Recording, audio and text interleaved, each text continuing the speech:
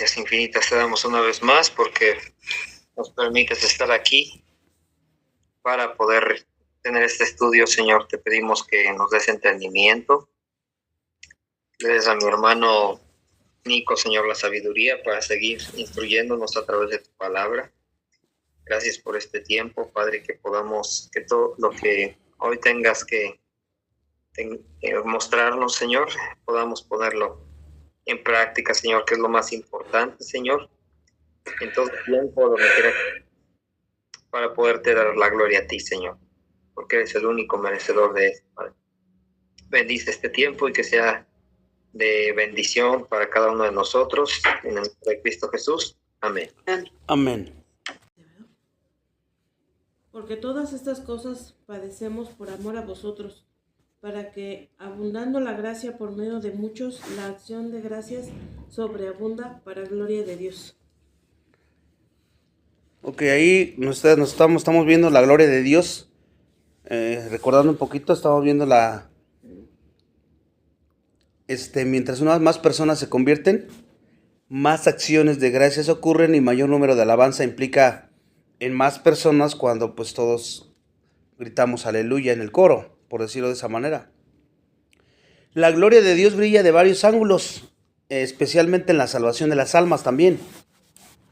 Porque de un lado, cuando alguien es salvo, esta da la gloria a Dios, la salvación de esa persona individualmente. Pero por otro lado, nosotros como creyentes que conocemos al Señor, pues damos la gloria a Él por la salvación de esa persona, sea quien sea. Es como cuando alguien llega y dice, tengo que contarles que mi marido, mi hermano, mi cónyuge, o un familiar, fulano de tal, estuvimos orando y ¿qué creen? Vino a aceptar a Cristo y vino esta semana. Y pues nosotros adoramos y decimos gloria a Dios, ¿no?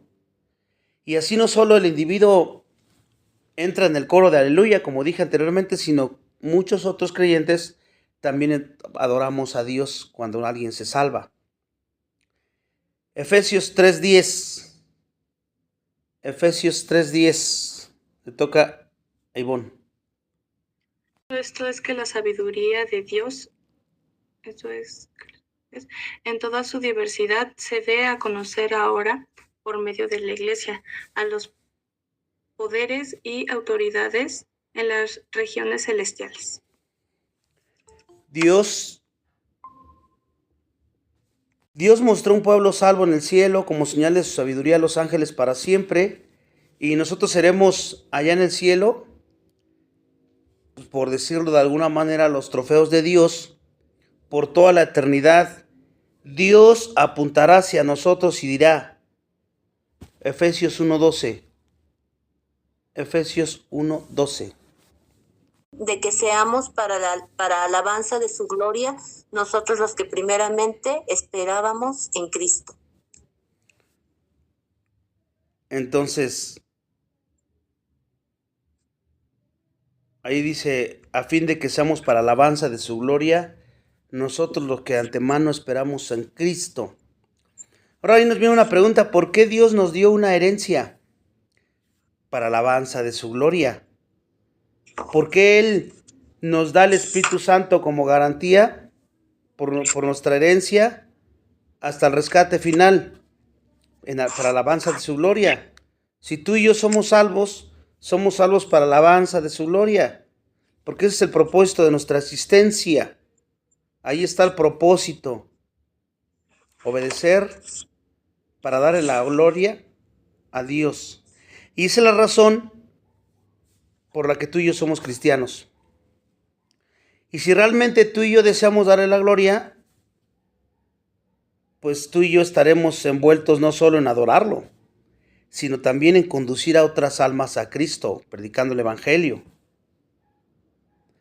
Otra forma importante de dar la gloria a Dios es a través de la pureza sexual. Y vamos a verlo en 1 Corintios 6:18.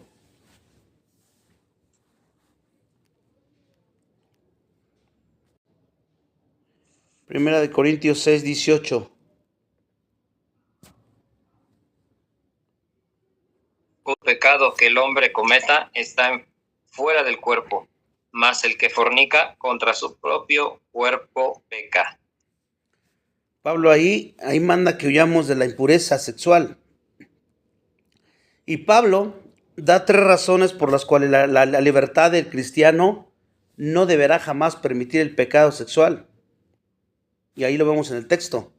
Porque el pecado sexual perjudica, número 1. Luego dice el texto que esclaviza. Y luego pervierte. Si lo leemos del 18 al 20. Continúa hasta el 20, hermanito, por favor. Sí. Ok, versículo 19 dice: ¿O ignoráis que vuestro cuerpo es templo del Espíritu Santo, el cual está en vosotros, el cual tenéis de Dios, y que no sois vuestros? Porque habéis sido comprados por precio. Glorificad pues a Dios en vuestro cuerpo y en vuestro espíritu, los cuales son de Dios. Ahí está claro que cuando el creyente comete pecado sexual, cualquiera que sea, Dios es deshonrado. ¿Por qué? Porque nuestro cuerpo es para el Señor. Somos uno con Cristo.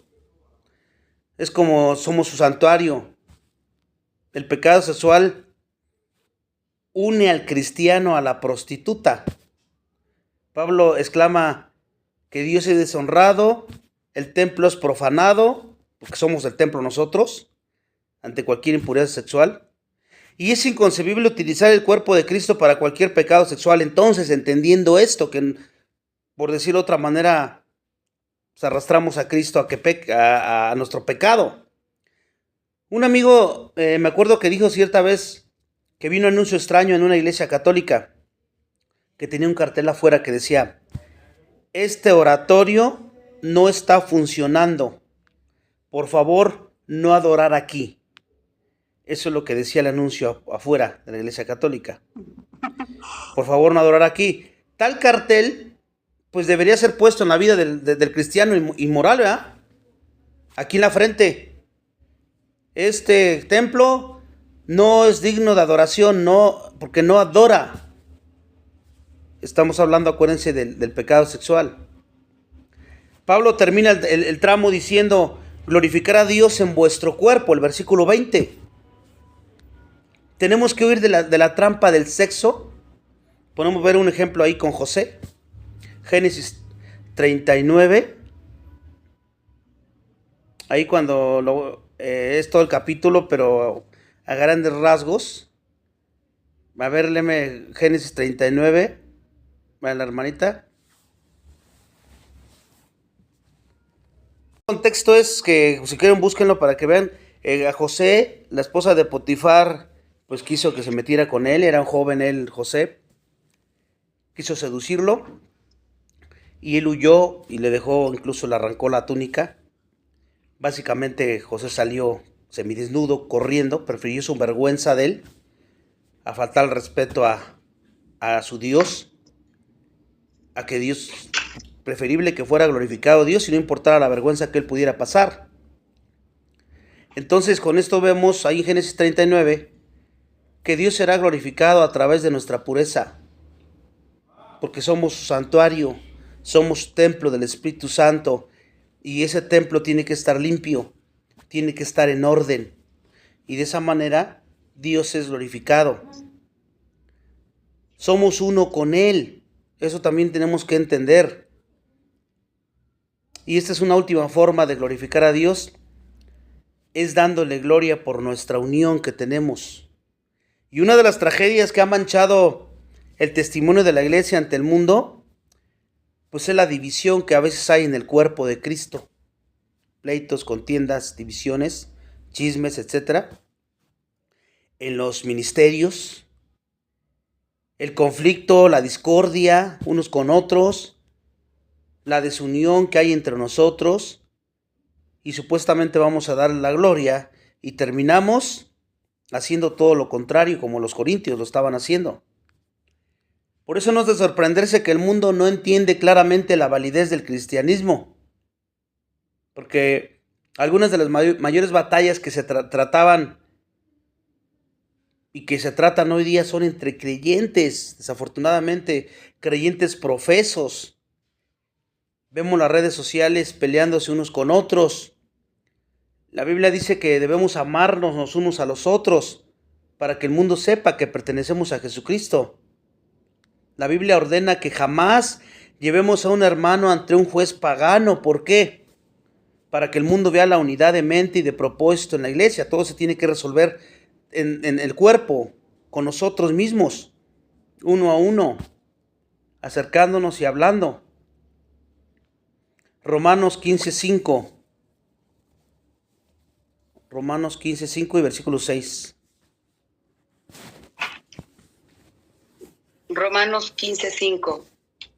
Pero el Dios de la paciencia y de la consolación os dé entre vosotros un mismo sentir, según Cristo Jesús, para que, unánimes a una voz, glorifiquéis al Dios y Padre de nuestro Señor Jesucristo.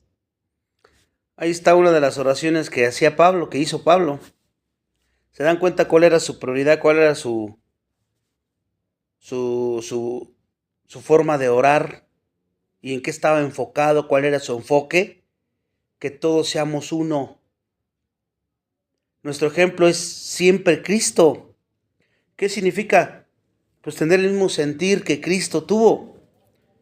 No debe haber preferencias en la manera con que trato a las personas, por muy amigo que sea o porque me caiga muy bien. No debe de haber preferencias, tiene que ser un amor imparcial. Eso también es importante aclararlo aquí. Jesús tenía el mismo sentir con todos. A todos los trataba igualmente. Dios espera eso de nosotros también. Como dice también el versículo 6 que vimos. ¿Y todo para qué? Para que glorifiquemos al Dios y Padre de nuestro Señor Jesucristo, dice el versículo 6. Primera de Corintios 1:10. Primera de Corintios 1:10. Os ruego pues, hermanos, por el nombre de nuestro Señor Jesucristo, que habléis todos una misma cosa, y que no haya entre vosotros divisiones, sino estéis perfectamente unidos en una misma mente y en un mismo parecer. Ahí está claro. Que hablemos una misma cosa. Referentemente a la doctrina y a la práctica de la doctrina, porque pues tenemos diferentes maneras de pensar en lo secular, obviamente. Pero aquí se está refiriendo a la iglesia, a lo eterno, que no haya divisiones, que estemos unidos. Hay lugar para puntos de vista diferentes en cuestiones menores, eso lo sabemos, pero no para puntos de vista diferentes cuando la doctrina, la principal doctrina o la palabra de Dios están, unos piensan una cosa, otros otra, otros tienen una interpretación, otros otra.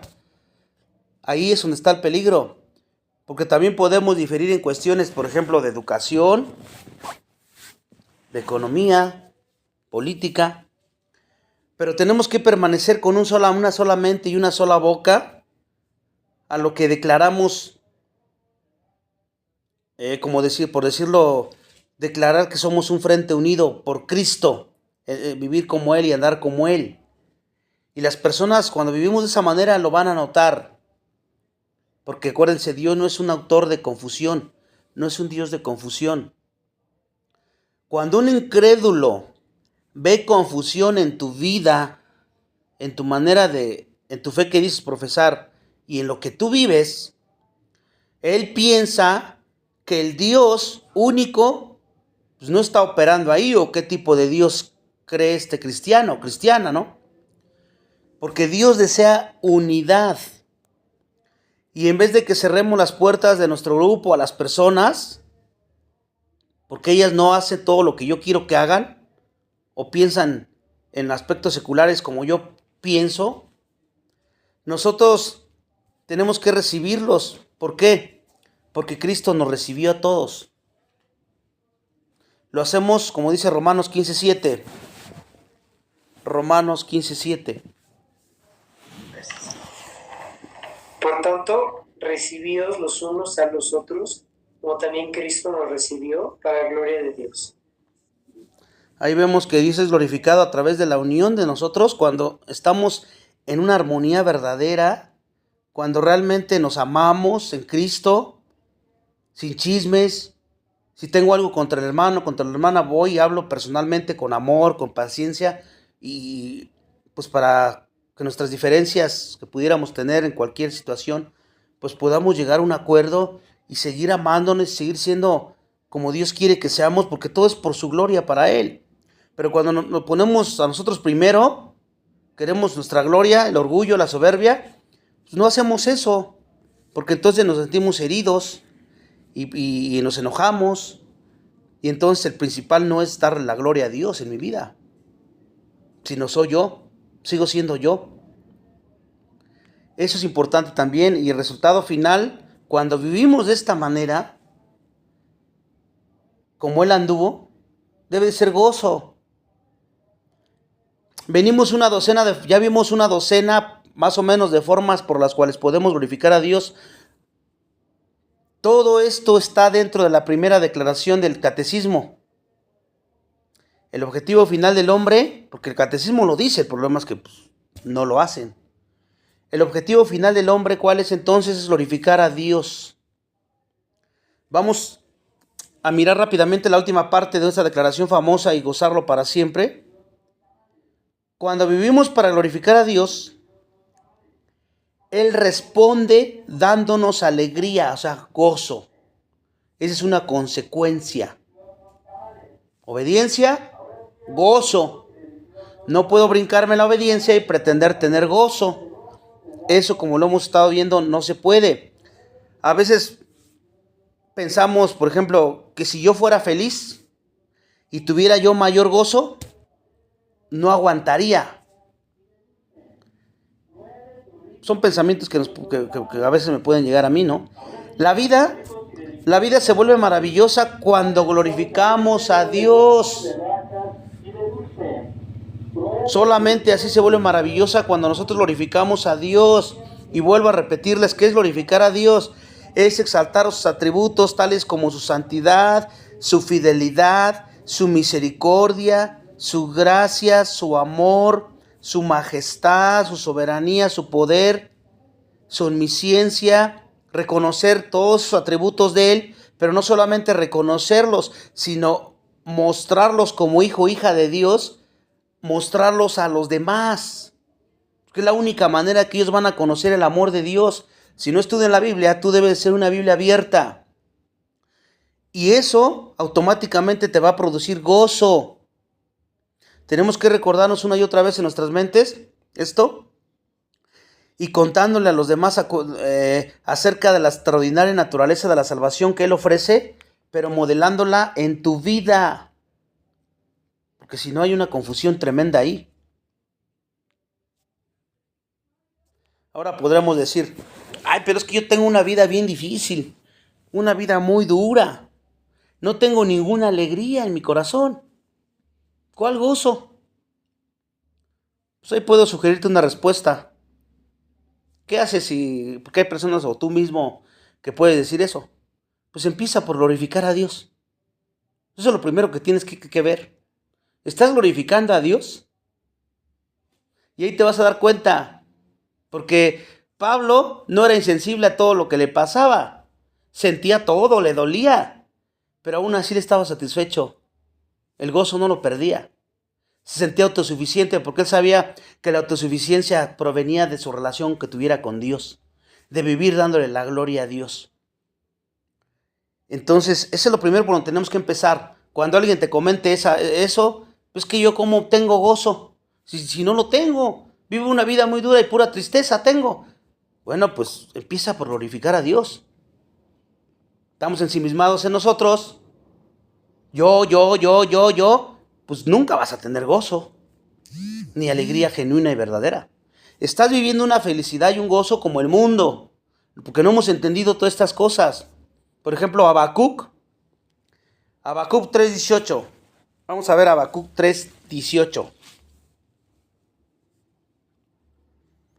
Con todo, yo me alegraré en Jehová y me gozaré en el Dios de mi salvación.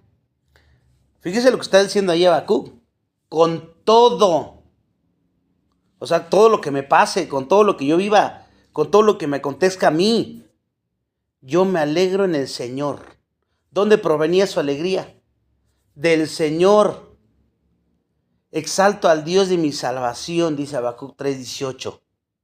Porque si ustedes un día leen Habacuc, no le iba muy bien que digamos. Él se quejaba mucho de la injusticia, pero sin embargo, él dice, con todo yo me alegraré. Él llevó todo un capítulo para enumerar todo que sabía sobre Dios, pero acabó regocijándose. Viva para la gloria de Dios y la alegría vendrá, dice. Y eso es lo mismo para nosotros. Vive para la gloria de Dios y no te preocupes por el gozo. Tú no lo vas a producir. No es algo que produzcas tú en tus fuerzas, no se puede, pero sí tienes algo que hacer. Tienes un compromiso y una responsabilidad, como lo hemos estado viendo. Vivir para la gloria de Dios, porque si no, no vas a obtener esto. Cuando tú ves venir a alguien sin alegría y que es un estilo de vida así, pues tú te vas a dar cuenta en tu propia vida o en de la otra persona que no estamos teniendo éxito en la vida cristiana. Y ya sabes el motivo. ¿Por qué no estamos teniendo éxito en la vida cristiana? Y por qué a veces estamos sufriendo peor que los incrédulos. Dios no espera que los creyentes sean feos, que sean deprimidos o que sean desgraciados toda su vida. Perdonen por la palabra un poco fuerte aquí. Dios no quiere eso, no te salvó para eso. Si tu propósito es darle la gloria a Dios, eso, como dije en unos estudios más atrás, el que te beneficia más es a ti. Porque Él quiere que tengas gozo permanente, pese a cualquier circunstancia que tengas. Pero si tu prioridad eres tú y siempre tú y yo, y mis cosas y yo tengo que hacer esto y adiós al final, pues obviamente eso estás haciendo todo mal, estás haciendo las cosas al revés. Él quiere que hayamos gozo en medio de las aflicciones y lo vamos a ver en Juan 15:11. Juan 15:11.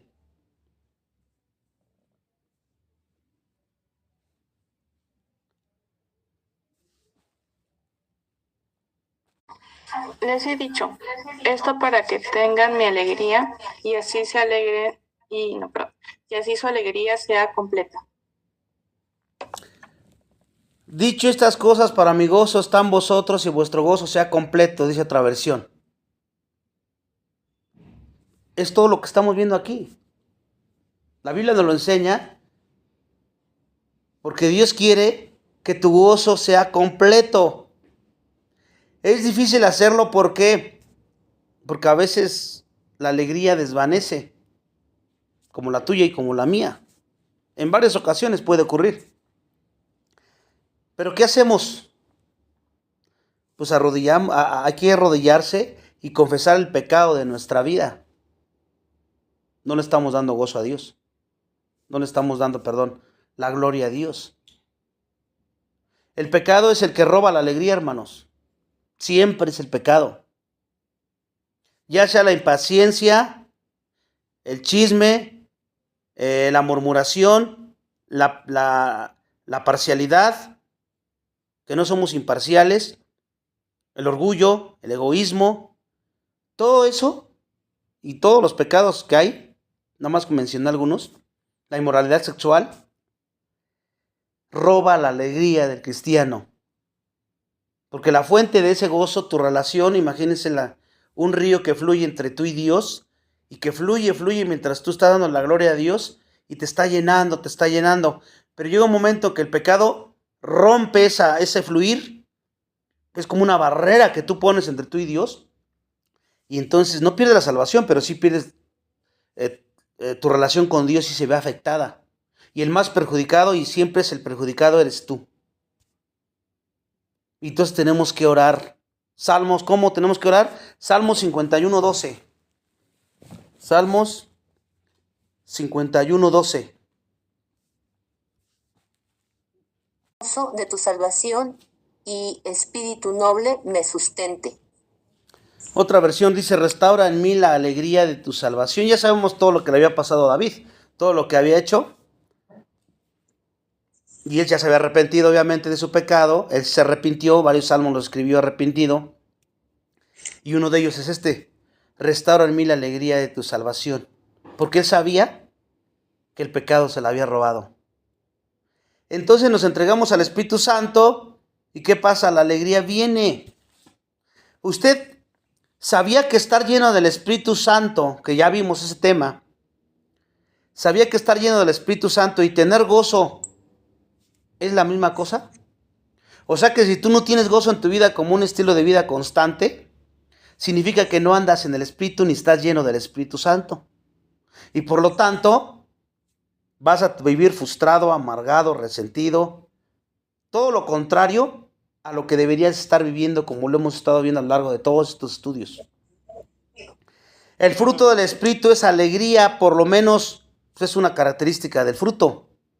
Gozo, amor, gozo, paz. El gozo es un resultado, entonces, entendiendo todo esto, de vivir una vida controlada por el Espíritu Santo. Y si ya se nos olvidó, bueno, ahí están los estudios para recordar cómo tenemos que ser controlados. Colosenses 3:16, que la palabra de Dios mora en abundancia y te controla. Cómo te comportas, cómo hablas, cómo vives, cómo reaccionas. Pero si esa no es tu prioridad, si no estás viviendo para la gloria de Dios, sino para que te vean a ti, para que te escuchen a ti, para que tú seas el mero mero o la mera mera, estás errando. Estás equivocado, equivocada. Así no es. Nosotros no somos el centro de nada, de ninguna cosa. Y hay que tener cuidado porque eso a veces es muy sutil en nuestra vida. Como es un constante que traemos arrastrando, llegamos a la iglesia y lo seguimos arrastrando. Queremos figurar, queremos la gloria para nosotros, queremos que nos vean a nosotros, queremos que nos escuchen a nosotros, y etcétera, etcétera. Y eso es pecado. Y no estás haciendo las cosas como Dios te manda, eso es idolatría. ¿Quién es el Dios verdadero para ti? Tú. Tú eres el Dios. Tú vas para adorarte a ti, para verte a ti. Y eso estás haciendo todo lo al revés, que es ser controlado por el Espíritu Santo. Hechos 13:52. Hechos 13:52. Dice, los discípulos estaban llenos de gozo y del Espíritu Santo. Bueno, ahí estaban, acuérdense que estaban en la cárcel. Y ahí nos cuenta que los discípulos rebosaban de alegría y del Espíritu Santo. Los dos, ¿por qué? ¿Cuál era el secreto de ellos? Pese de que estaban en una cárcel, no estaban tan cómodos, pero ellos estaban gozosos. Por esto que estamos viendo, su prioridad era glorificar a Dios, pase lo que pase. No importa lo que les ocurriera a ellos. Romanos 14:17. Romanos 14:17. Porque el reino de Dios no es comida ni bebida, sino justicia, paz y gozo en el Espíritu Santo. Romanos 14, porque el reino de Dios no es comida ni bebida. Aquí ya entendemos un poquito más lo que está diciendo Pablo aquí. Pablo entendía todo esto y lo vivía, todo esto que estamos viendo nosotros. La vida llena con el Espíritu siempre va a traer alegría. Ese resultado. No puedo decir, no, pero es que yo ando en el Espíritu. Pues examínate bien porque puedes aparentar, autoengañarte pensando que somos piadosos o piadosas cuando no es cierto. Nuestras motivaciones ocultas son perversas. Y eso, pues a Dios no se le escapa. Él conoce las intenciones de nuestros corazones y Él sabe lo que hay en tu corazón. Porque la vida llena en el Espíritu siempre va a traer alegría. Y no estoy hablando solamente cuando estás bien. Cuando estás bien, cuando estamos bien, pues siempre somos contentos. Y ay, qué bonito. Pero cuando no, la alegría se esfuma. ¿Por qué? Pues por esto. Porque no estamos haciendo las cosas bien. Podemos conocer a Dios ahora y tener placer en eso. Y eso es lo que Dios quiere. Podemos tener gozo en Dios ahora, desde ahorita, del momento de la salvación, pero también en el futuro lo vamos a seguir teniendo, pero haciendo y viviendo las cosas como debe de ser. Salmos 73, 25. Salmos 73, 25. ¿A quién tengo yo en los cielos sino a ti? Y fuera de ti nada deseo en la tierra. Fíjese qué maravillosas palabras del salmista. Ahí se ve lo que había en su corazón. No estaba preocupado por el afán de esta vida, por las riquezas de esta vida, por la salud de esta vida, que todo eso es pasajero, la belleza de esta vida. Él estaba centrado en Dios. ¿A quién más tengo yo en el cielo?, dice. No hay otro en quien yo me complazca en la tierra. El salmista podemos ver que tenía placer en Dios. ¿Tú en qué encuentras placer? Debemos de tener placer en Dios. El salmista tenía placer no solamente en Dios y en gozarlo para siempre en el porvenir, porque sabía que lo iba a hacer. Nuestra alegría en el cielo será la misma que experimentaremos aquí. Bueno, siempre y cuando andemos en el Espíritu, andemos caminando llenos del Espíritu Santo. El cielo será la expresión llena de ese gozo totalmente despejado del pecado. Juan 15, 11. Juan 15, 11. Bueno,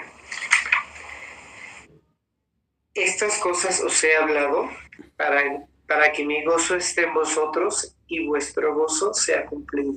Otra vez, esa ya creo que la hemos escuchado, pero nuevamente aquí vemos cómo Jesús oraba para que mi gozo permanezca en vosotros. La alegría de Cristo que conocemos ahora viviendo y andando en el Espíritu será la alegría conocida perfectamente en el cielo, pero ahí la vamos a experimentar pues infinitamente mayor porque vamos a estar en su presencia, ¿no? Lo veremos tal y como Él es.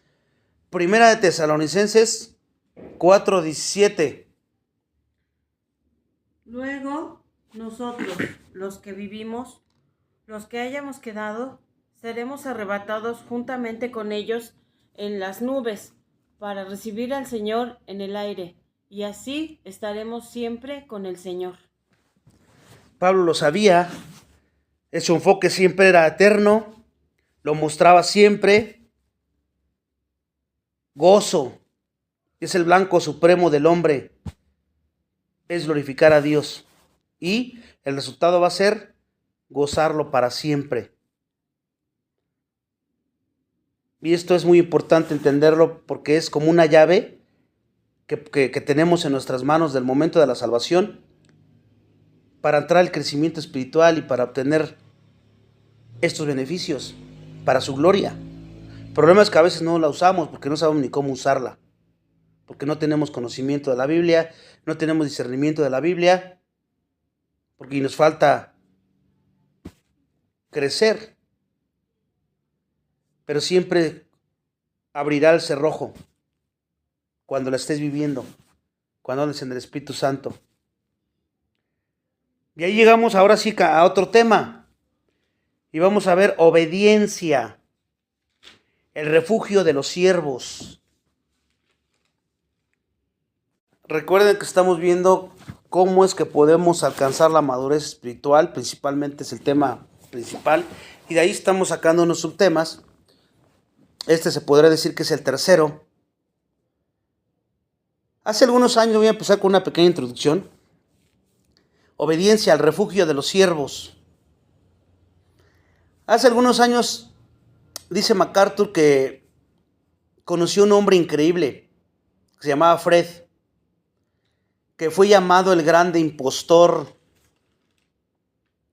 Y un libro y una película fueron basados en su vida, a causa de las muchas ocupaciones que él tuvo sin calificaciones necesarias. Este hombre fue un ejecutivo en una universidad, un psicólogo, un asistente de carcelero en una prisión de Texas, cirujano en la Marina canadiense en Escocia y como profesor de la escuela secundaria donde iba él, MacArthur, y probablemente el mejor profesor que había allá. dice que este hombre falsificó las evidencias, cambió documentos de identidad y desempeñó funciones que parecían confirmar sus pretensiones, aunque no fuera lo que decía él. O sea, puras falsificaciones para lograr cosas y no fuera lo que él decía hacer, ¿no? ¿Por qué les digo esto? ¿O por qué escribió esto MacArthur en una de sus citas? Porque la misma cosa ocurre en la iglesia todo el tiempo. La iglesia está repleta de impostores. Vamos, Mateo 13, 36 al 43. Mateo 13, 36 al 43. Voy.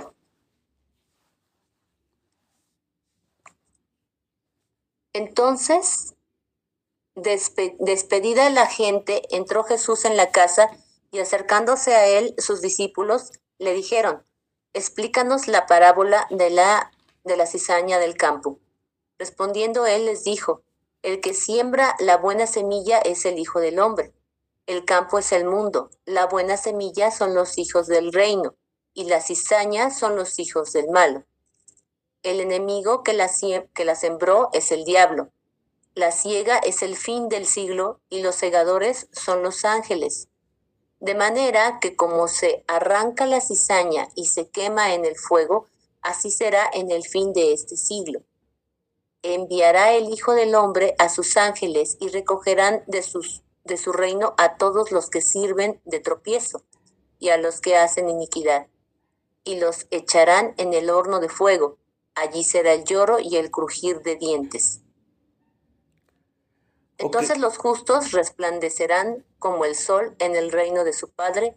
El que tiene oídos para oír, oiga.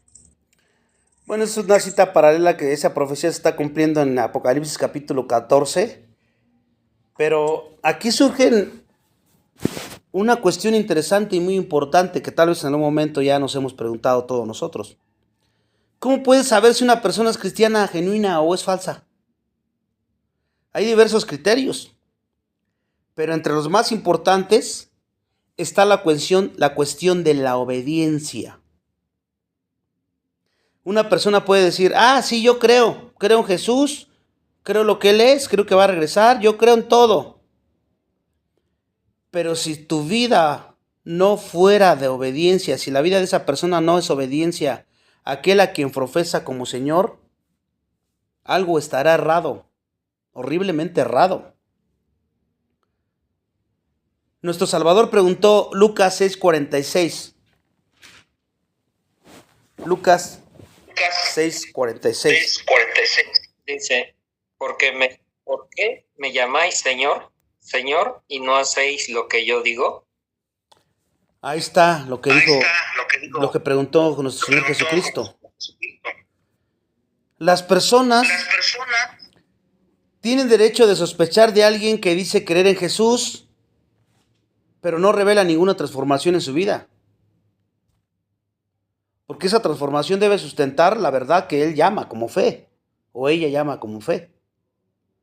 Santiago declaró que la fe tiene que resultar en ciertas obras, pues a fin de ser visiblemente válida. Tu vida tiene que mostrar tu fe para que le des validez. Si tú y yo realmente creemos en Dios, pues debe de haber evidencias en nuestra forma de vivir, en las cosas que tú dices y en las cosas que tú haces. Hay una relación inseparable entre obediencia y fe. Es como el sol y el águila de la moneda, no pueden separarse. Es difícil hablar de una sin incluir la otra, ¿verdad? Tú creces espiritualmente cuando obedeces como hijo obediente, como lo hemos estado viendo, para ser maduro, obediente y productivo. Y aquí vamos a ver una prueba positiva con Noé. Podríamos estudiar una serie de personajes bíblicos que ilustren una fe obediente, especialmente en Hebreos capítulo 11, donde están los héroes de la fe. Pero no podemos pensar en ningún ejemplo mejor que Noé. Por eso quiero referirme a Noé. En el clásico supremo de creencias en Dios, de los que dicen, tengo fe y voy a hacer algo que proviene eso. Noé dio un paso además de los ejemplos anteriores de fe. Podemos ver a Abel, a Enoc atrás, antes de Noé. Por ejemplo, el relato de Abel nos muestra la adoración de Dios, porque acuérdense que llevó una ofrenda que agradó a Dios y la de Caín, pues no, y se murió. Y luego el relato de Enoc nos muestra el suelo con Dios. Él estuvo con Dios, anduvo con Dios. Y eso significa que anduvo sometido a Dios, en obediencia a Dios. Y el relato de Noé nos muestra el trabajo por Dios, que Noé trabajó por Dios. Uno, la forma de adorar a Dios, Abel. Otro, de andar con Dios, que es Enoc. Pero Noé, ¿cómo trabajó por Dios? Noé adoraba, andaba y trabajaba. Tú tienes que adorar antes que de poder pisar, de poder decir que andas en el Espíritu Santo. Tienes que andar en una forma de adoración correcta, como lo hemos estado viendo. Y tienes que andar de esa manera antes de que empieces a servir a Dios. En nuestro caso, en el servicio de alabanza. O sea, tienes que andar en el Espíritu para que empieces a servir a Dios. No puedes brincarte al andar en el Espíritu y nada más porque tienes talento ya. Eso no funciona así, hermanos. Eso no es así. Fue así que Dios estableció las cosas. Pablo en Romanos 12 dice que lo primero que tienes que entregar es tu vida como sacrificio vivo. No puedes brincarte eso y pretender servir. No, primero te quiero a ti, tu vida, tu alma, tu adoración genuina, tu obediencia, tu sometimiento. Entonces, la fe y la obediencia de Noé van tan además del raciocinio humano que a la mente normal pues no tiene sentido. A no ser que un hombre conociera a Dios y tuviera alguna forma de percepción espiritual, pues sería un loco al hacer lo que Noé hizo. Ustedes ya saben lo que hizo. Le mandó que hiciera un arca cuando todavía ni llovía ni nada. Y sin embargo él le creyó a Dios porque andaba con él, porque adoraba a Dios correctamente. Y Noé no podía ver nada además de su propia confianza en Dios. Aunque fuera incoherente en su raciocinio. ¿Pero qué me está pidiendo? ¿Qué lluvia? ¿Qué es eso? Como los incrédulos que sí lo tiraban de loco, ¿verdad? Pero a Noé lo único que le bastaba era: yo confío en ti, Dios. Aunque ni conozco eso que me dices. Pero confío, tú me dices que lo haga, yo lo hago. Su vida de creencias y de obediencia puede ser resumida en dos áreas. Y primero vamos a ver la primera, que es obedecer la palabra de Dios. Obedecer la palabra de Dios. Analizando a Noé. Vamos a ver ahí Hebreos 11:7. Hebreos 11:7.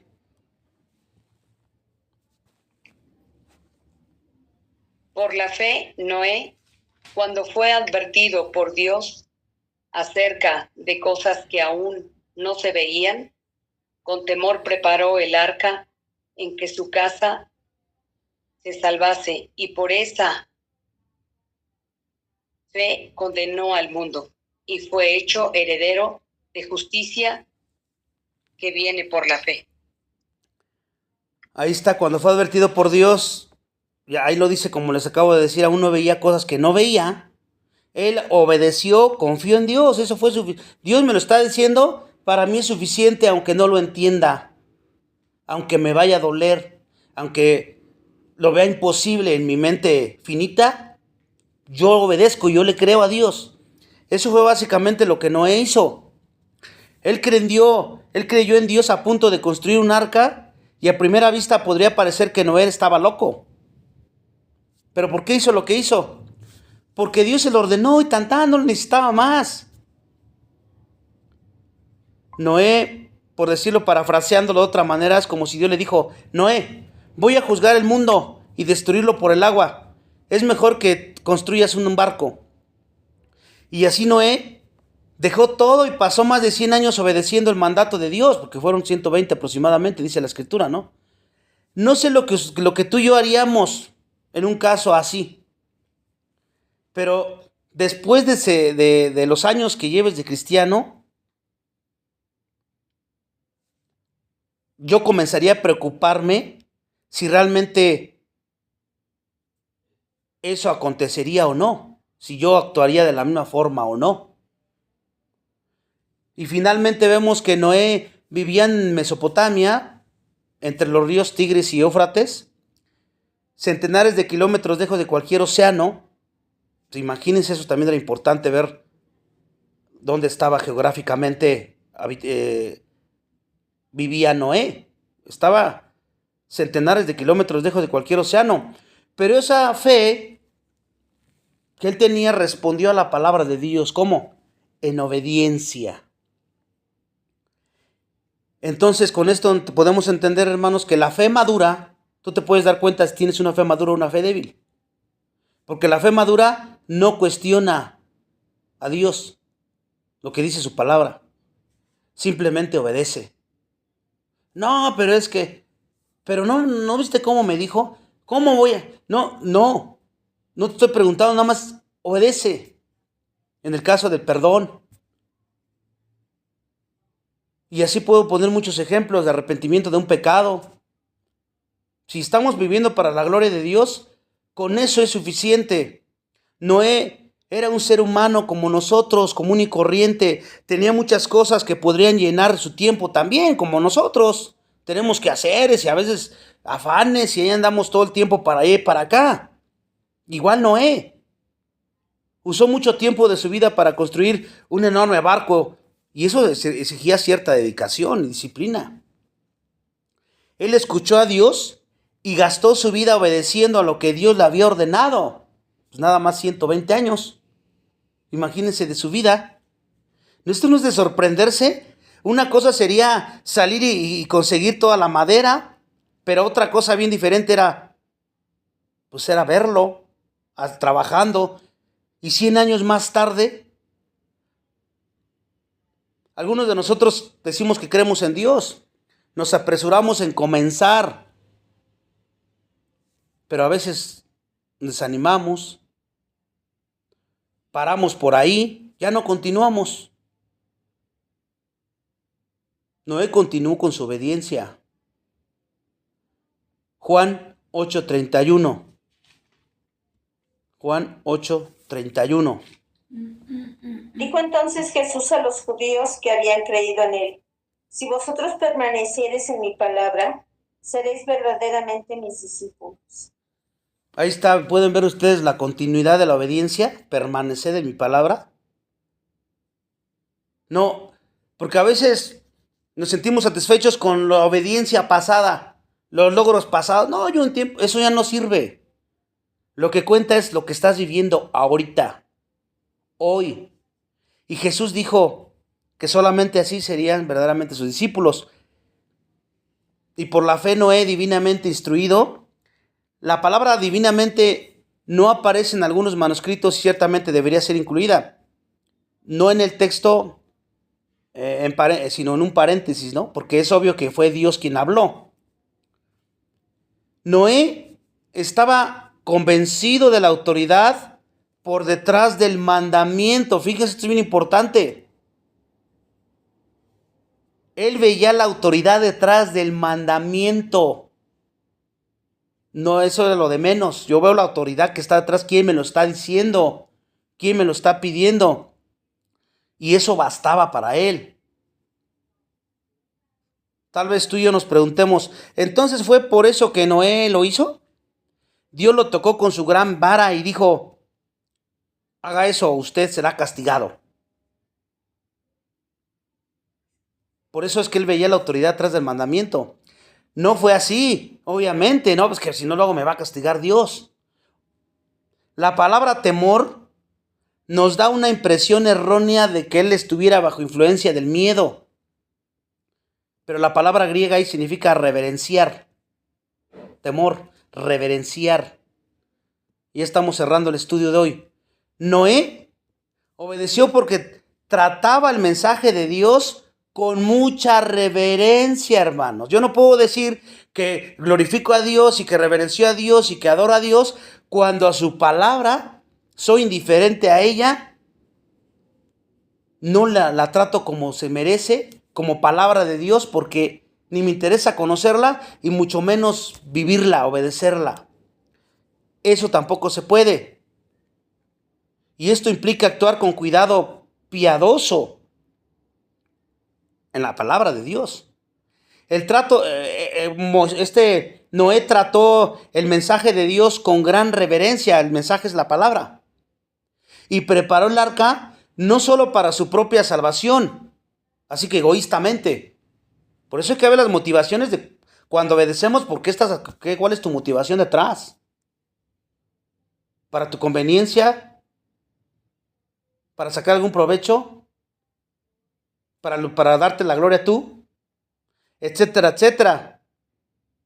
Él preparó el arca no solo para su propia salvación, como también para lo de su esposa, que sus 3 hijos, Sem, Cam y Jafet, y de las 3 esposas de ellos. No solamente por eso lo hizo. Vemos allí en Génesis 6, 14. Génesis 6, versículo 14. Hazte un arca de madera de gofer, harás aposentos en el arca y la calafatearás con brea por dentro y por fuera. Vemos ahí en Génesis 6, 14, Dios le dijo la madera de gofer, cómo tenía que ser. Fue un desafío inusitado para la fe y la obediencia. ¿Qué harías tú si Dios te mandara a construir un navío? Que ahorita que te dijera que midiera unos 20,000 toneladas en medio de un desierto. Por decirlo de una manera, ¿no? Uno de los mayores actos de obediencia de la humanidad ocurrió cuando Noé extendió su brazo y cortó aquel primer árbol para construir el arca. Aunque tal vez tú y yo estemos intentando o apresurarnos, vamos a parar un poco y examinar la palabra brea. Brea. Esa palabra es kafer en hebraico, y es exactamente la misma traducida por expiación, hermanos. Fíjense lo importante que es esto. Cuando le haces las exégesis a un versículo, la palabra brea es kafer en hebraico y es exactamente la misma traducida por expiación, y puede significar ambos. Y por último, para terminar, Levítico 17:11. Porque la vida de la carne en la sangre está, y yo os la he dado para hacer expiación sobre el altar por vuestras almas, y la misma sangre hará expiación de las personas. Fíjense, traduciéndolo así, como lo que estamos viendo diría, porque la vida de la carne en la sangre está, y yo os la he dado para hacer expiación sobre el altar, para ser como brea por vuestras almas, y la misma sangre sirve como brea, hará expiación de la persona. ¿Y qué estoy diciéndoles con esto? En el arca de la salvación, porque él iba a construir un arca, ¿para qué? Para que se salvaran las personas, a menos ahí, ellos espiritualmente hablando y físicamente, los 8, porque eran obedientes a Dios y eran creyentes de Dios, pero los otros pues físicamente, pero pues no quisieron. En el arca de la salvación, la brea, que ya vimos que significa como expiación, mantiene fuera las aguas del juicio, porque las aguas se dan en el juicio. Ellos se suben al arca y el juicio queda afuera. Y la brea en la vida del creyente, ya aplicándolo a nosotros, ¿cuál es? Es la sangre de Cristo que nos libra de cualquier juicio. Ahí vemos un sentido en paralelo, cómo lo podemos ver allá con Noé en el arca y cómo lo vemos ahora en Cristo. No hay fuga en el arca a causa de la brea, de la expiación.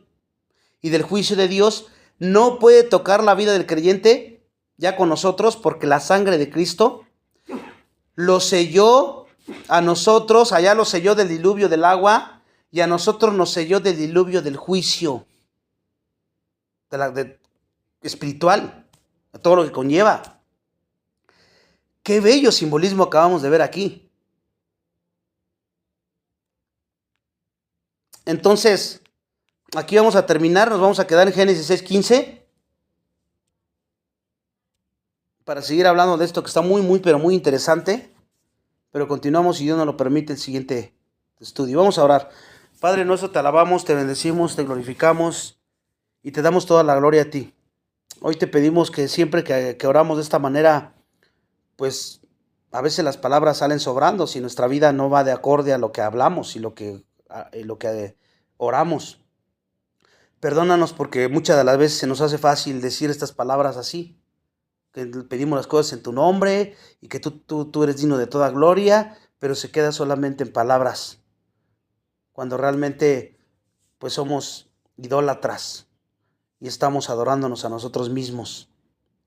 Perdónanos por eso, ayúdanos a seguir discerniendo estas cosas tan importantes y tan maravillosas para que las podamos llevar a cabo y que cada cosa que hagamos nos examinemos cuál es nuestra motivación.